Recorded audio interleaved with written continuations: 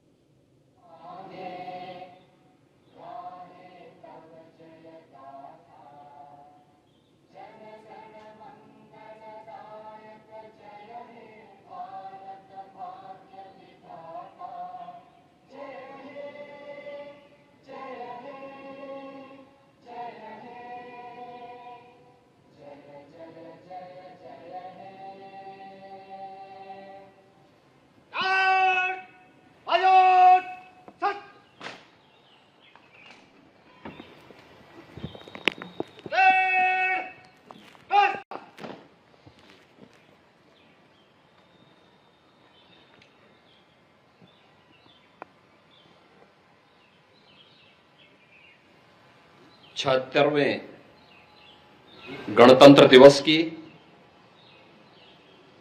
मैं पूरे प्रदेश वासियों को हृदय से बधाई देता हूं। आज ही के दिन 1950 में भारत ने अपना संविधान लागू करते हुए एक संप्रभु संपन्न लोकतांत्रिक गणतंत्र भारत के रूप में अपनी एक नई यात्रा को प्रारंभ करने का निर्णय लिया था।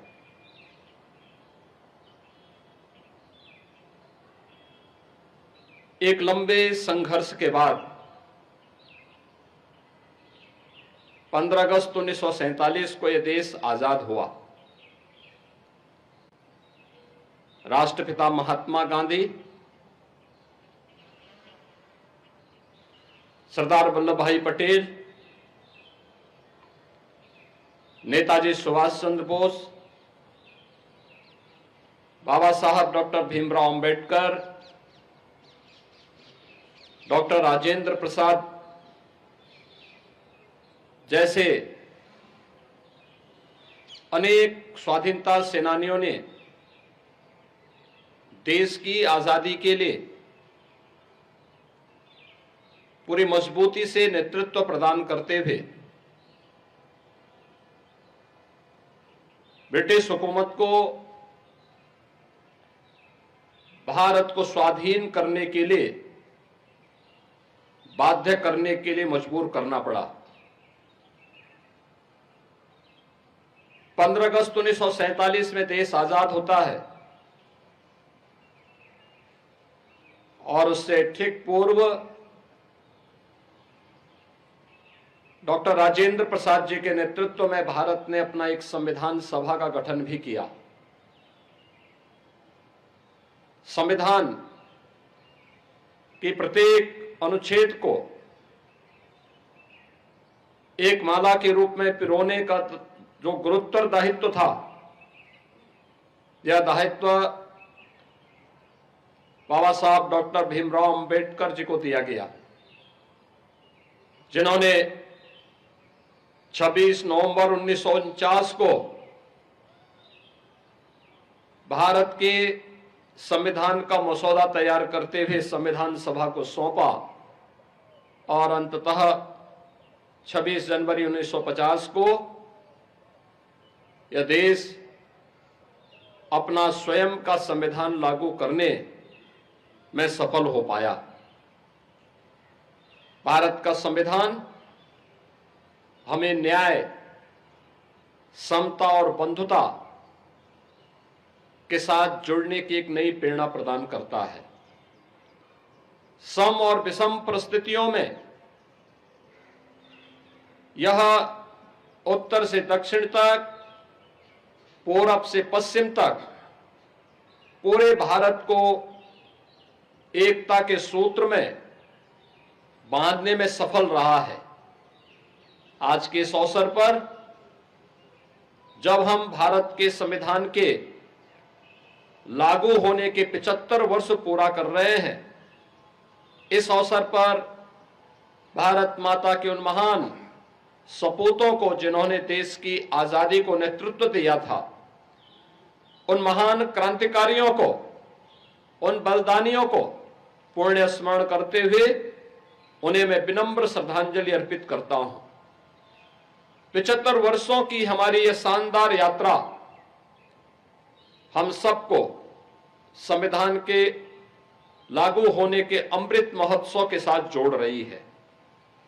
यह हम सबके लिए एक नए चिंतन को आगे बढ़ाने का एक अवसर भी है कि भारत का संविधान भारत के प्रत्येक नागरिक को न्याय देने के लिए, समतामूलक समाज की स्थापना के लिए, आपस में बंधुता के सूत्र में जोड़ने का हमारा सबसे बड़ा मार्गदर्शक है।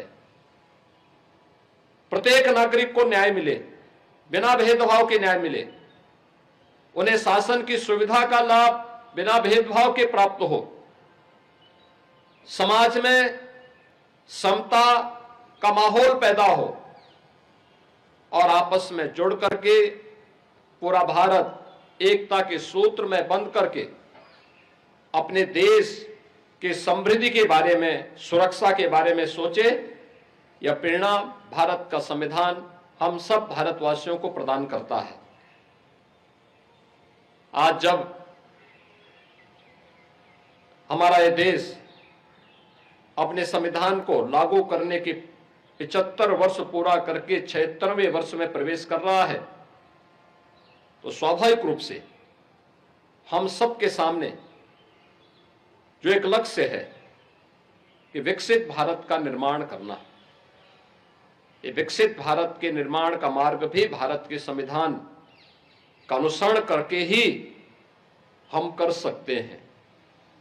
भारत का संविधान भारत की हजारों वर्षों की उस विरासत का भी प्रतिनिधित्व करता है जिन पर हर भारतवासी गौरव की अनुभूति करता है।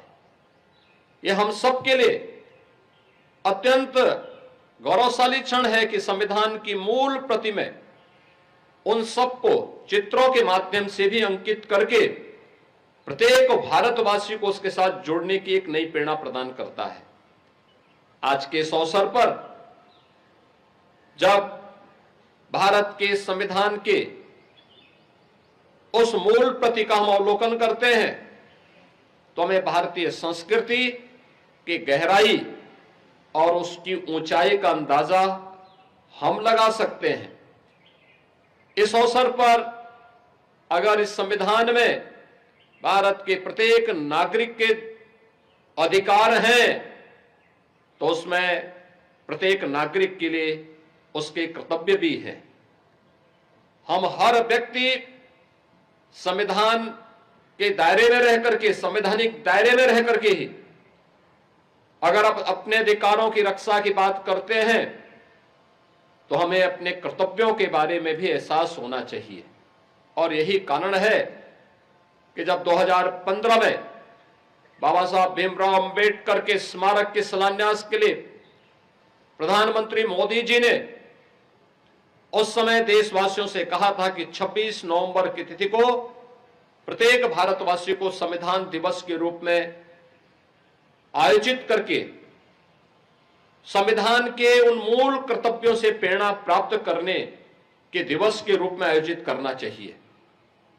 ये मूल कर्तव्य जो प्रत्येक भारतीय नागरिक के लिए एक मार्गदर्शन का काम करता है, अपने देश के प्रति, अपने समाज के प्रति उनके उन उत्तरदायित्वों को निर्वहन करने की एक नई प्रेरणा प्रदान करता है। स्वाभाविक रूप से हम सबको भारत का संविधान सम और विषम परिस्थितियों में प्रत्येक नागरिक को अधिकार प्रदान करता है। हमें अपने संविधान पर गौरव की अनुभूति इस बात के लिए भी करनी चाहिए कि दुनिया के अंदर सबसे बड़ा लोकतंत्र होने का सौभाग्य हमारे देश को है। यहां पर बिना भेदभाव के प्रत्येक जाति, मत, संप्रदाय, मजहब को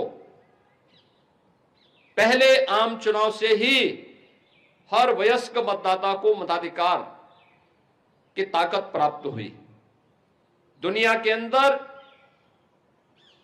आज के आधुनिक लोकतंत्र के रूप में श्रेय लेने वाले तमाम देश ऐसे हैं जिनमें वहां के लोगों में रंग भेद के आधार पर एक बड़े तबके को मताधिकार की ताकत नहीं प्राप्त हुई थी। यहां तक कि आधी आबादी महिलाओं को भी उन देशों में यह ताकत तब मिली जब भारत अपने यहां पहले दिन से ही इसे लागू कर चुका था। यह सब कुछ हुआ भारत माता के महान सपूत राष्ट्र नायक बाबा साहब भीमराव अंबेडकर के प्रयासों से। आज के इस अवसर पर भारत माता के इस महान सपूत को मैं विनम्र श्रद्धांजलि अर्पित करते हम सब भारत के संविधान का सम्मान करते हुए भारत के उन मूल आदर्श, संविधान के उन मूल आदर्शों से प्रेरणा प्राप्त करते हुए भारत के विकास के लिए, भारत को एक विकसित भारत और आत्मनिर्भर भारत बनाने के लिए प्राण प्रण से जुटे। जो जिस क्षेत्र में कार्य कर रहा है वह व्यक्ति अगर अपने कर्तव्यों का ईमानदारी पूर्वक निर्वहन करेगा तो आने वाले समय में अगले 25 वर्ष का जो एक संकल्प पूरे देशवासियों को प्रधानमंत्री मोदी जी ने दिया है, इन 25 वर्षों में एक विकसित भारत हम सब के सामने होगा। आज के इस अवसर पर एक बार फिर से पूरे प्रदेशवासियों को मैं भारत के संविधान के 75 वर्ष पूर्ण होने और 76वें वर्ष में प्रवेश करने के अवसर पर हृदय से बधाई देते हुए अपनी शुभकामनाएं देता हूं। धन्यवाद। जय हिंद।